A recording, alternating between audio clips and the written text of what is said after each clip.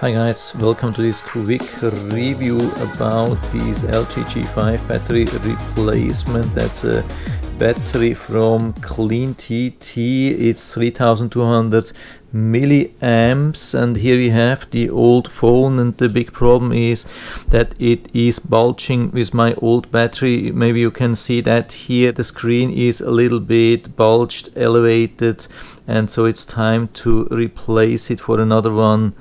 I have already done this about 5 times, and almost every 6 to 12 months I have to replace it with a new battery. And sometimes it shows a warning that it can't read the fingerprint. At the moment it doesn't come, but it pushes out the back of the phone, and so it can't access the fingerprint reader anymore. So you have to push here on the side, and then we can pull it out. I think it's just on one side, and then we can pull it out. Unfortunately, I think one of the brackets is broken here already. Maybe we can open that with this knife here.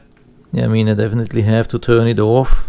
Power off here. That's definitely good advice, I think. And then let's try to open here. Every time it's getting more difficult. At some point probably I won't be able to replace it anymore. I've been pushing here a little bit to this side now. Maybe I can grab it. It's pretty tough. So maybe I can grab it with my fingers now. As you can see, everything is broken. So it will be very hard to pull it out. So what we can do is to pull up the battery here inside with a screwdriver a little bit from the side. I think we should be able to go on the knees and then lift it up here, something like that. I hope you can see that. This is what we are doing here. Okay, so I can pull it out now with these pliers. Okay, we have it. That was the old one. Definitely not a good thing. You can see how heavily bulged this is. Absolutely crazy here. So let's see the new one.